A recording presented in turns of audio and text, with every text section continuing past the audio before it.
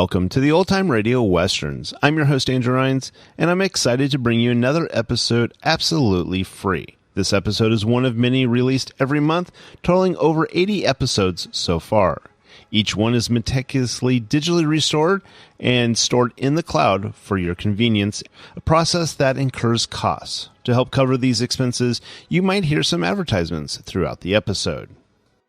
While we do retain the original commercials for historical authenticity, you may also encounter modern ads, which help keep the lights on.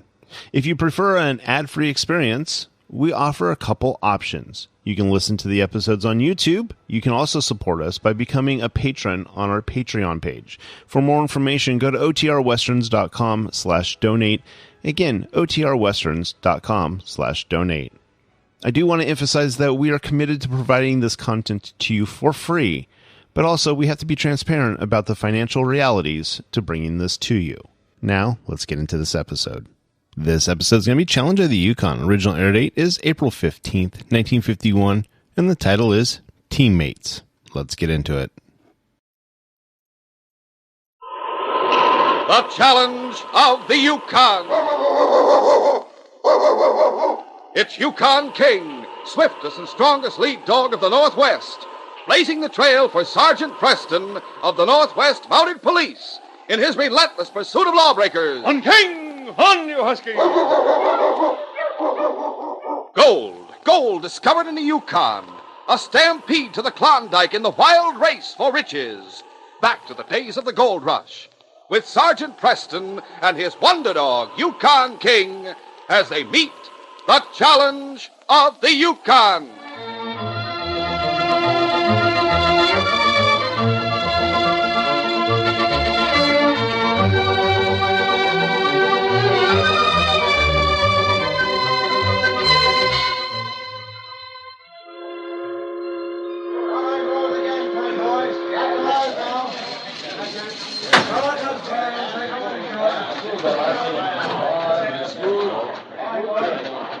When the boat from the States reached Dawson, an attractive girl of 21 stepped ashore and placed her suitcase on the dock.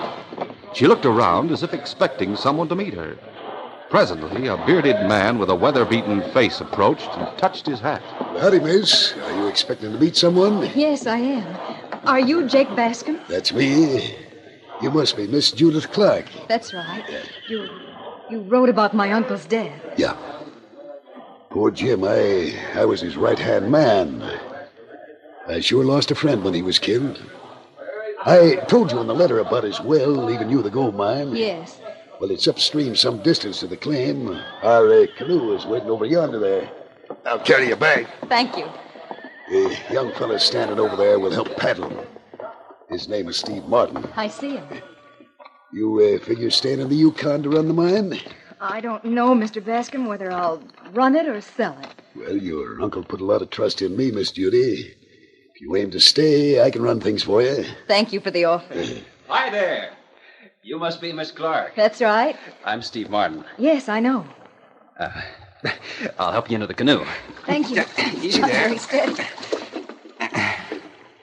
With Judy settled in the bottom of the canoe, Jake took the seat in the bow, while Steve Martin shoved off, stepped into the rear seat, and picked up a paddle.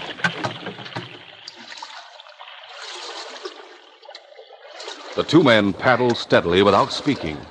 Steve Martin worked mechanically, while his mind struggled to reach a decision. After half an hour, he leaned forward and spoke over Judy's shoulder. Miss Clark, What? I've something to tell you. Move back so Jake won't hear me. Judy turned and glanced at Steve.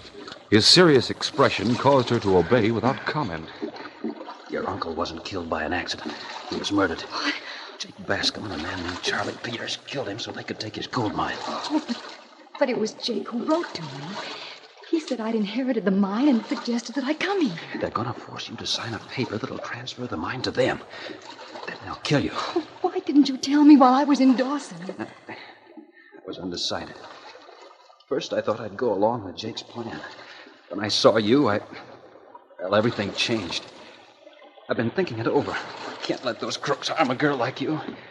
Believe me, Miss Clark, I didn't have a hand in your uncle's murder. I'm going to try to help you. How? They'll know. Keep your chin up and trust me. Oh, can't the law do anything? The Mounties are spread mighty thin. Even if one did come along, he'd be alone against 5 men. 5? Yes. Jake, Charlie, and I worked for your uncle. After his death, Jake brought in 3 of his pals. They're at the mine right now. Well, that makes 6. That not counting myself. I'm not helping those crooks. Does Jake know that? No, but he suspects that I don't like murder. He's watched me mighty close. What's all the palaver back there? Just getting acquainted with the new boss, that's all, Jake. Cut the talk and tend to your paddling. All right. The rest of the long upstream trip was made in silence. Judy was badly frightened, but managed to regain a measure of composure by the time the canoe drew alongside a small dock near the house and gold mine. I'll step out of the boat, Steve. And you unload those cases of canned goods. All right. I'll help you out, Miss Judy. I can manage, thank you. There. We bought some supplies while we were in Dawson. All right, come on, Steve. Hoist those cases to the dock. I'll go to the house and get a couple of the men to carry them in. Be right back. Mr. Martin, you said these killers had a way to make me sign over the gold mine to them. I'll tell you about it, Miss Judy. See that house over there? Yes. All 3 of us who worked in the mine lived there with your uncle. There was an old woman named Ma Ridgely who did the cooking. That meant we're holding her a prisoner there. And they planned to kill her, but not until you're on hand to watch. They figured to make you sign over the gold mine with the understanding that the old woman will be spared. Oh, those beasts. There's the last of the cases. Now's your chance. While Bascom's out of sight. Jump into the canoe and I'll cast off. Oh, but I don't know how to paddle a canoe. You don't have to paddle. The current will carry you downstream all the way to Dawson. You yell when you get there. Someone will see you and get you to shore. Tell the constable what I've told you. But what about you?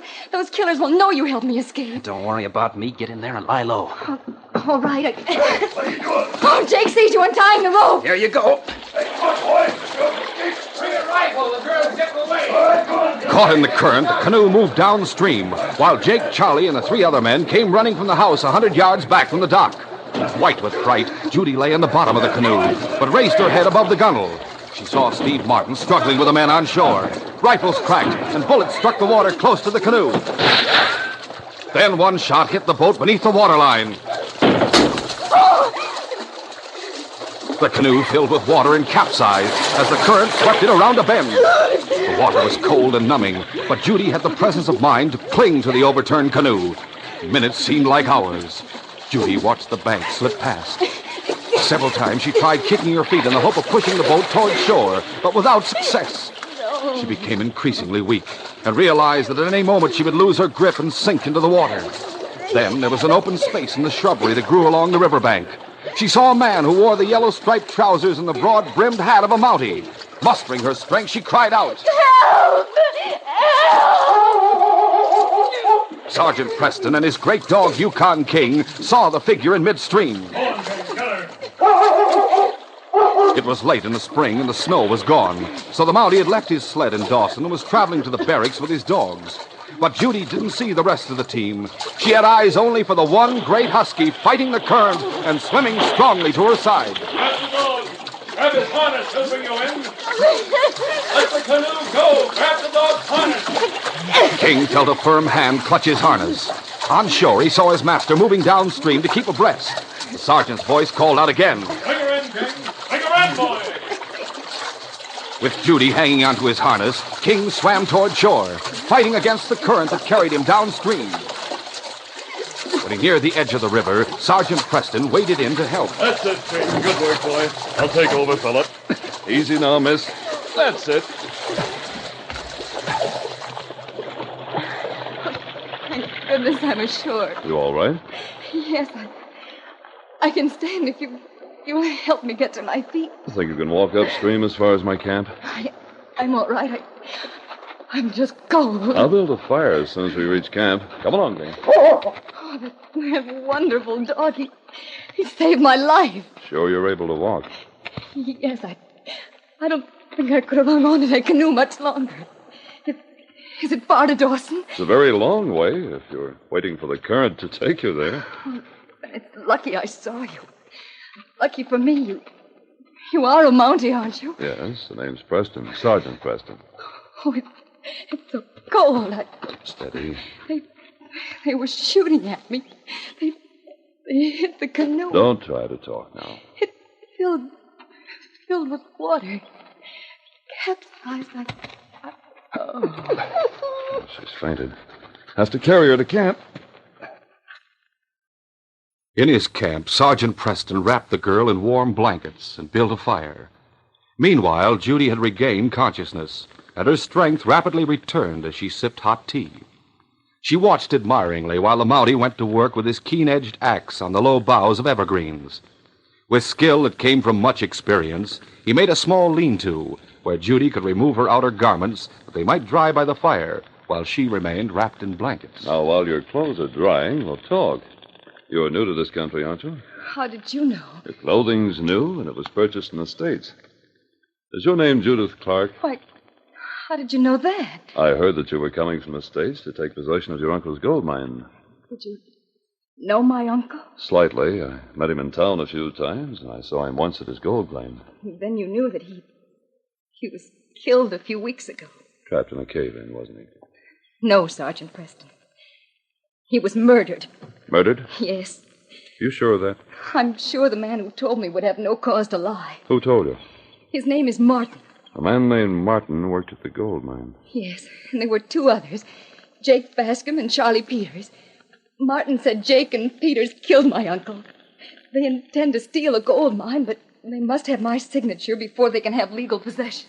Judy continued to sip hot tea as she told about her arrival in Dawson, the trip upstream, and her escape with the help of Steve Martin. When she finished, the Mountie said, According to your story, those crooks don't know whether you're alive or dead. They know they struck the canoe with a bullet. If they think you drowned, they'll probably murder Mrs. Ridgely. Oh, I hadn't thought of that. You said they intended to use her to force you to sign over the gold mine. And that's what Steve Martin told me. If Bascom knows you're dead, he'll probably forge your name. Oh, but he can't be sure I'm dead. He may have one of his gang follow the river to find out. Miss Clark, you'll be able to keep warm and comfortable in that lean-to. Enough firewood's cut to last several hours. King and the other dogs will protect you, and as an extra measure, I'll leave my carbine with you. What are you going to do? I'm going to your uncle's house. Oh, but you can't go there alone. There are 5 killers in that house. There's no one to go with me. Can't you get help from Dawson? Why, no, Miss Clark. You see, you drifted only a couple of miles downstream before I saw you. It's just a short distance to the gold mine, but it's a long way to Dawson. And with Mrs. Ridgely's life at stake, I can't take the time. Here, King. I'm going to leave you here on guard, boy. Take care of the girl, King. Miss Clark, leave the other dogs fastened to the line. Sergeant Preston, if you must meet those killers, at least take your rifle. You may need it more than I. If there's gunplay, my 6-gun will be handier than the rifle. Keep the fire going and depend on King. Sorry, fella, but you can't go. You're needed here. See you later, King. Suddenly, King's manner changed. He caught the scent of a man in the gentle breeze that swept downstream. And to King, a man's scent conveyed friendship, fear, or treachery. King stood rigid with his nose pointing toward one of the many thickets of underbrush that grew along the bank of the stream. He tried to tell of the danger lurking there. Why does King act like that, Sergeant? What is it, fella? Someone trying to sneak up on us? King, you stay right there. King, I said stay. King stood motionless while Sergeant Preston walked casually away from the camp. He angled away from the river and then turned and moved toward the thicket to which King still pointed. When in position to protect the dog, the Mountie called out sharply, Take him, King! King leaped ahead, charging straight toward the thicket where he knew the enemy was hiding. The outlaw, seeing the dog advance, rose from the ground to fire. Sergeant Preston saw him and fired first. Oh, my hand! You'll want it, gunplay. My hand is busted. King leaped around the bush and closed with Charlie Peters. No, look out! Call off the dog. Take him away. Help me, I tell you. That'll do, King. What's the idea? Why'd you shoot me? That's only a flesh wound. I fired to disarm you before you killed my dog. Oh, no, I Isn't was... your name Charlie Peters? What of it? You work with Martin and Bascom.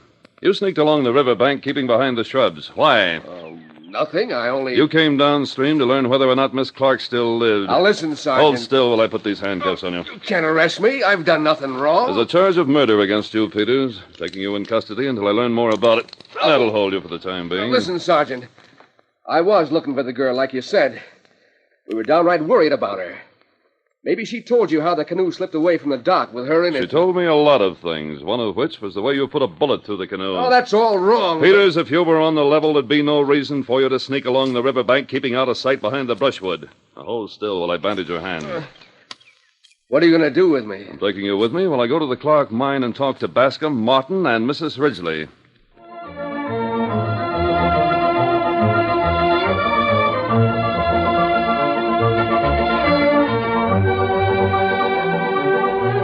We'll continue our adventure in just a moment.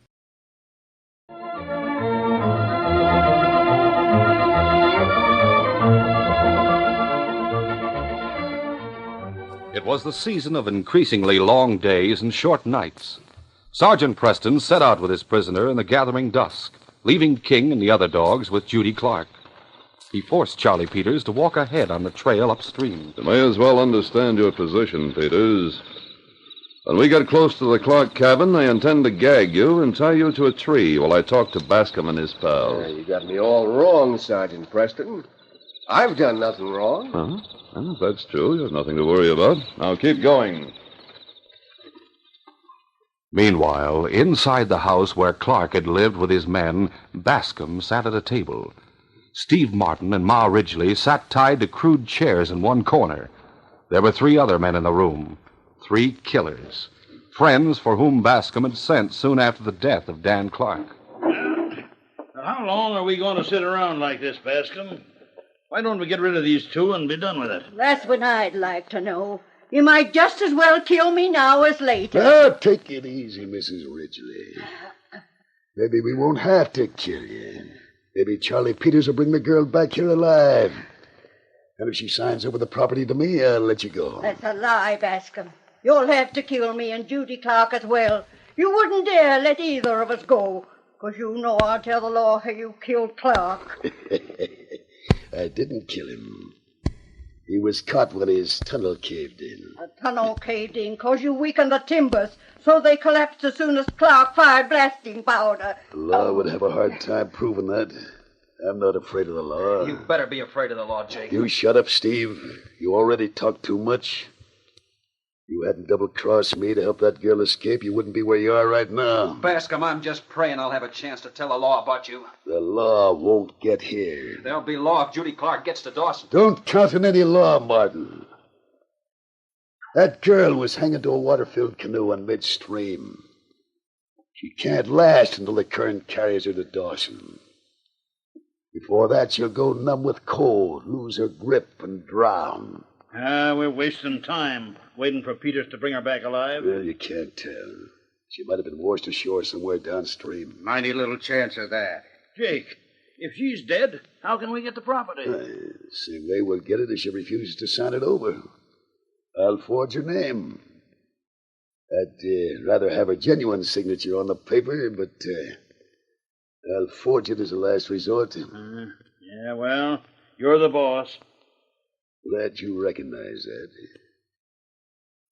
Well, boys, there's no use of all of us staying awake all night waiting for Charlie to get back. 2 of us can stand watch while the other 2 get some sleep. Lefty, you and Hank turn in. Me and Joe will stand watch for 4 hours, and then we'll call you so you can take your turn. Right. All right, let's... Steve, they'll kill both of us, won't they? I reckon so, Ma Ridgely. Kill us the same way they killed Dan Clark, so it'll look like an accident. If Peters brings back Judy, she'll die with us, after she assigns her property to Bascom. Oh, I'm glad you didn't go along with their murder plan, Steve. He thought Dan's death was really an accident until a couple of days ago when Jake was boasting. I didn't have a hand in it. Oh, I'm glad, Steve. Glad your conscience is clear. King felt that he'd been left out of important business when Sergeant Preston left camp with his prisoner. For some time he lay quietly on the ground. His ears were alert and his eyes wide open, while his nose rested on his front paws. From time to time he glanced toward the girl seated just inside the lean-to near the fire. Presently, a feeling of uneasiness swept over King. Some sixth sense told the dog that he should be at the side of his master. He began to whimper softly. Then he rose to his feet and started pacing the length of rope to which the dogs of the team were tied at intervals. The other dogs caught King's mood. One or two raised a voice in protest at restraint.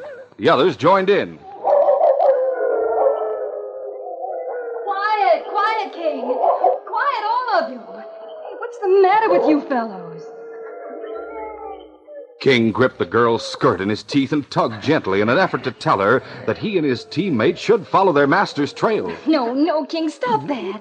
Lie down and be still. Instead of obeying, King trotted to one end of the rope to which the dogs were fastened. He pulled on the knot and then looked up at Judy. Then he repeated the performance. More than ever now, he felt that Sergeant Preston needed help. Finally, the girl shrugged her shoulders and said, All right, King, I'll release them. Judy could no longer ignore King's plea. She released each dog in turn, while King leaped and barked instructions to his mates. After Peters had been gagged and tied to a tree, Sergeant Preston moved toward the cabin. He knew better than to count on help from Steve Martin. Steve might have been killed. At best, he would be a prisoner. The Mountie decided on a stratagem that he hoped would give him the upper hand. Loosening his gun in its holster, he rapped on the door, then stepped back. Inside the cabin, Bascom and the others grew tense. One said, Hey, you suppose that's Charlie Peters? No, Charlie wouldn't rap. Well, then who is it? Hold your guns ready, I'll find out. Yeah, who is it? Step outside, Bascom. Well, who are you? I have news about Charlie Peters. Hey, did you hear that? Open the door and walk in. I must speak to you out here, privately. What do you make of it, Bascom? Suppose that girl could have reached Dawson? Sent a lawman up this way? I don't see how, but I'm taking no chances. Lefty, you go out the back way through the woodshed and circle the house so you can cover the man outside. He'll make it fast. Get going. Right. You're coming out? Yeah, I'll be right there. You two boys stand over there behind Steve Martin and Ma Ridgely. Right. They try to make an outcry, rap him on the head. Sure, go on, Hank. Let's go. Let's see what that critter wants. Hey, will you? For a moment, Jake saw no one. Sergeant Preston was standing in the darkness away from the light that spilled through the open door. Over here. Oh, I didn't see you. Well, speak up fast, mister. Tell me what you want. Money. Yes, Bascom. The name's Sergeant Preston. Keep your voice low. What do you want? I'm investigating the death of Dan Clark. I'll take that gun. Well, you got it. I know you have a few men inside the house. You're to walk through that door ahead of me. If anyone starts gunplay, you'll be in the way of bullets. Now, see here, Marty. There's no call to treat me like a murderer. If the odds against me, I take no chances. Get your hands up, Mountie. All right. Good work, Lefty. Now, take back my gun, Preston. Likewise, yours. Now we go inside. That's where you wanted to be, isn't it? That's right, Bascom, but I don't care to go inside while you two have the drop on me. I'd rather have it out right here. Oh, you... As a desperate measure, Sergeant Preston ducked to one side and jabbed a hard fist into Jake's stomach. He caught both outlaws off balance, but his advantage was only momentary. Don't put a bullet in him and take him alive. Right. Grab his heart. The two remaining outlaws rushed from the house to end what small chance Sergeant Preston had to conquer Jake and Lefty. A smashing blow caught the Mountie on the chin. That did it. Sergeant Preston was dazed and limp, but not unconscious. He staggered and would have fallen, but for the support of the men who held his arms. Through the open doorway, he could see Steve Martin and Ma Ridgely tied to chairs, and he heard Jake Bascom saying, You two fellas go inside and drag Ma and Steve into the kitchen. I don't want them to tell too much to the Mountie. All right, Jake. Come on. Thought you were smart, huh, Mountie? If I don't get you, Bascom, someone else will. Boss, I don't like to have a hand in the murder of a Mountie. There'll be no murder. It'll just be another tunnel cave-in.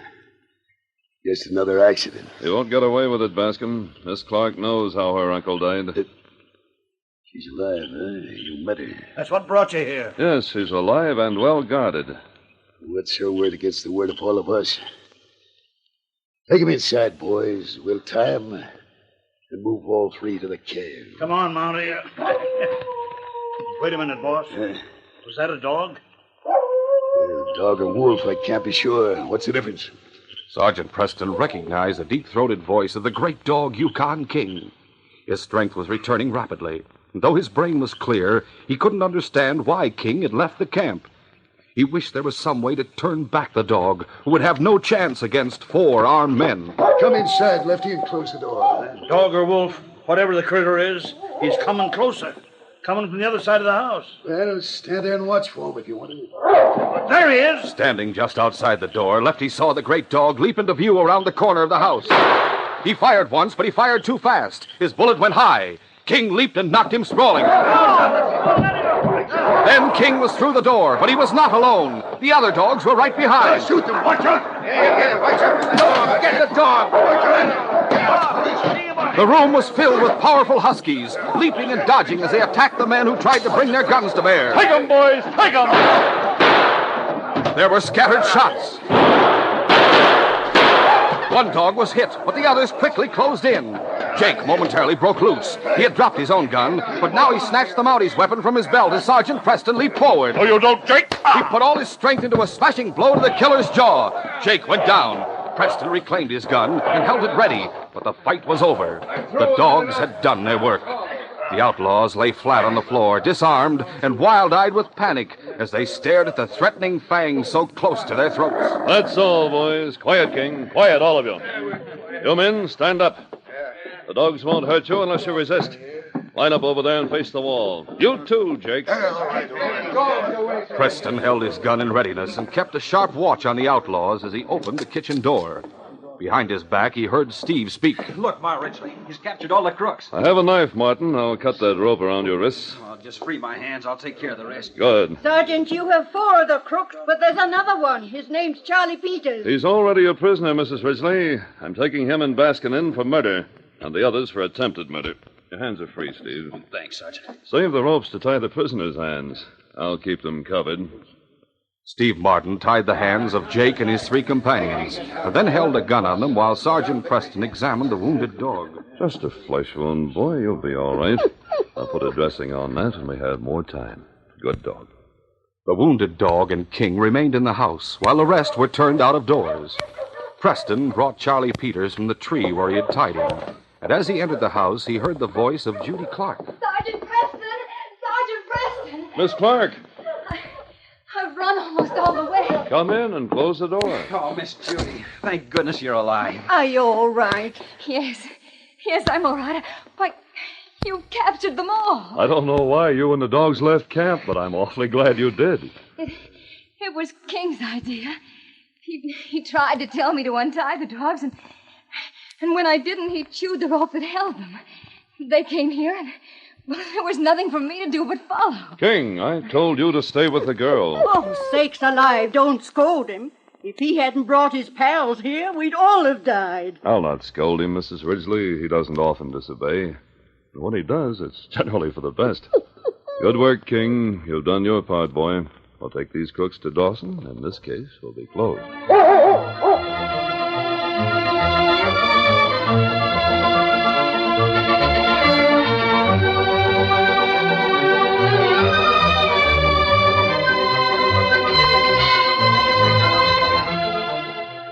In our next adventure, as the sergeant and King climbed through the open window into the darkened bedroom, 2 outlaws could be heard in the adjoining room of the cabin. There's no gold dust under the floor. Have you looked through all the cupboards? Yeah. There's nothing here. Must be the bedroom. Let's see. Quiet, King. One more killing doesn't mean anything to those 2. Here they come. Sergeant Preston!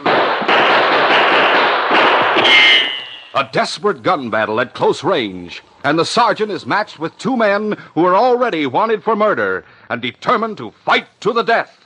Don't miss this next exciting adventure. These radio dramas, a feature of the Challenge of the Yukon Incorporated, are created by George W. Trendle, produced by Trendle Campbell Enterprises, and directed by Fred Flowerday. Today's adventure was written by Fran Stryker. The part of Sergeant Preston is played by Paul Sutton.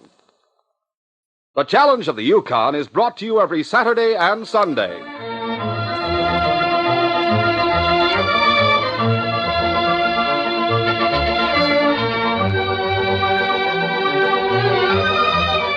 This is J. Michael wishing you goodbye and good luck until our next adventure. This program came from Detroit. Today's most popular heroes of outdoor adventure are heard every weekday afternoon from 5 to 6 o'clock. Monday, Wednesday, and Friday, Mark Trail roams the wilderness, Clyde Beatty defies the beasts of the jungle, and Victor Borga entertains with 5 minutes of musical laughs. Tuesday and Thursday, there are the Indian hero Straight Arrow riding to uphold justice, Sky King zooming to supersonic action, and Bobby Benson, the cowboy kid, in Tales of Western Daring. Listen to Mutual's Hour for Fun with Mark Trail, Clyde Beatty, Victor Borga, Straight Arrow, Sky King, and Bobby Benson over most of these stations every weekday afternoon. This is the Mutual Broadcasting System.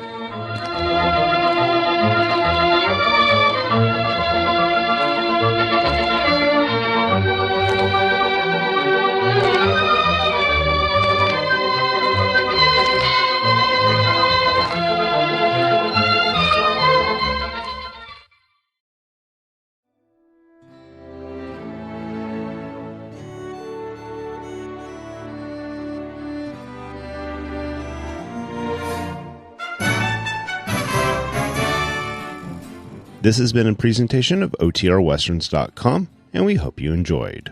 Please take some time to like and rate our shows in your favorite podcast application. Follow us on Facebook by going to OTRWesterns.com/Facebook. Subscribe to our YouTube channel by going to OTRWesterns.com/YouTube. And send us an email, podcast@OTRWesterns.com. You can call and leave us a voicemail, 707-986-8739. This episode is copyright under the Attribution Non-Commercial Share-alike copyright. For more information, go to OTRWesterns.com/copyright. Have a great day, and thanks for listening.